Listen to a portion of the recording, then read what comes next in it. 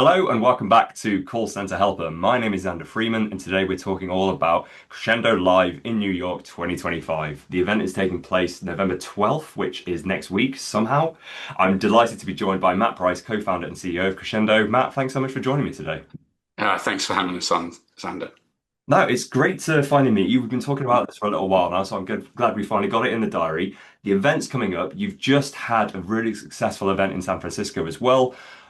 Before we jump into what you can expect from New York, can you give our audience a little bit of an intro to what you're doing with Crescendo at the moment?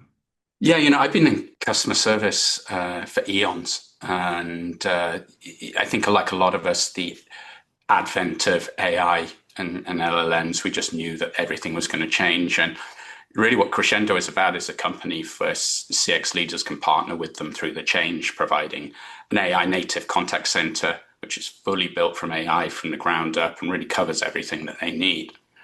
And the event series is all about actually taking the macro perspective of what is AI going to be doing for customer experience. It's going to create this age of abundance. It's going to unlock possibilities that we've never been able to do before in CX. And it's going to really put customer experience right up with product when it comes to innovation. So how do we take all of those things and equip customer service leaders and CX leaders for the future?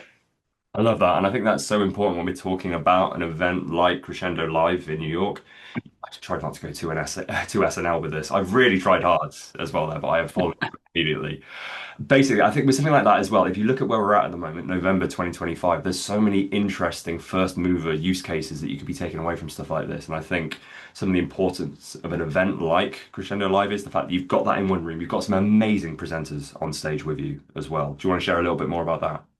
Yeah, I think as CX leaders and our future is really going to be getting out of the weeds and becoming service innovators. Mm. And at the moment, I think everybody in their day jobs is so focused upon the minutiae that what we want to do is provide an environment and speakers that can help to elevate our thinking to some extent. So at previous events, we've had Ken Chenault, who is the former chairman of American Express and Berkshire Hathaway.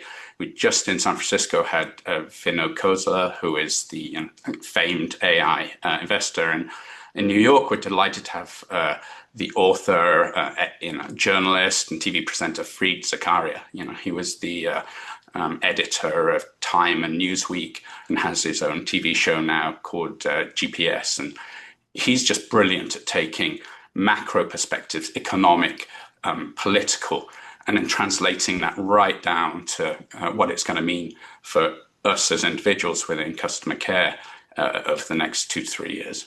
I think that's so important to take into account. I love the fact you brought in the macro elements of it too, because I think so often these days, especially from a CCH perspective, we're talking about trying to view the contact center as an insight hub rather than a cost hub within the business. And I think for the first time that I personally can think of that, there's actual real leverage there for contact center professionals can use within the wider business of showing, no, you want to be implementing AI. Where do you think you get that data from? It's in customer contact. And I think, again, taking someone like that and putting them in front of this audience to get them to think about how to develop that in the right ways. This is what's worked in other industries. Again, looking at it from a macro perspective makes perfect sense. And I think it's going to be a really good day. Yeah, and along with Fareed, we have people such as Kasapir, who has really transformed CX at a company called EV Passport, where they have connected devices for vehicle charging. We've got Anthony Tedesco has actually taken his CX and really elevated and changed it from just being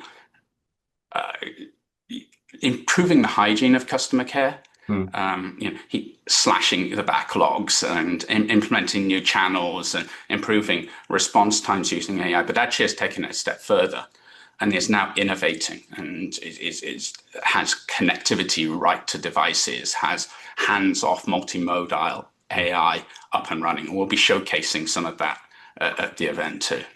I think that's really good. I mean, you mentioned the innovations there. One of the things I love about, again, it's one of the real privileges of my job, and I get to visit events like this, is the benchmarking aspect of it. I mean, obviously, this industry is changing so much, and companies like Crescendo are constantly innovating their product range. You guys, this is not the first time you've done this event. Like you say, you had San Francisco recently, you've done New York before as well. One of my benefits is you get to really see how that technology benchmarks year on year. And I think that's the repeat value of attending events like this.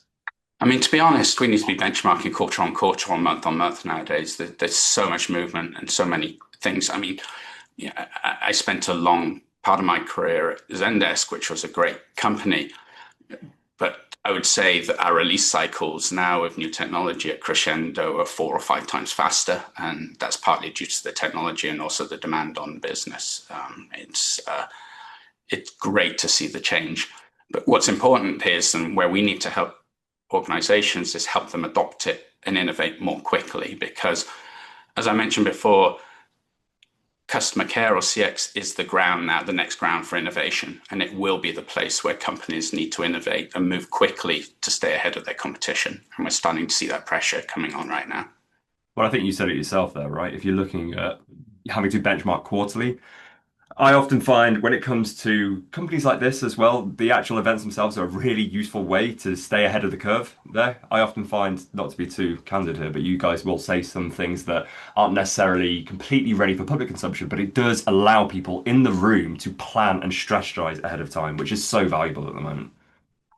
Yeah, it's true. One thing that we're seeing in particular at Crescendo, we have quite a unique model in the fact that we provide the full technology and we provide humans in the loop, Mm. which means that the technology gets deployed very, very quickly, within the organization. And so we're able to show things in advance of many other organizations. And like you say, quite often we'll maybe show something new that's never been seen before. In New York, for example, we'll be showing off multimodal AI, which is really needs to be seen to be believed. Taking a simple chatbot that can read and write, and now allowing it concurrently to read, to look, and to provide images, to listen and talk at the same time, all within a common environment. It's just unlocking a huge number of possibilities, and we'll be showing off some of those.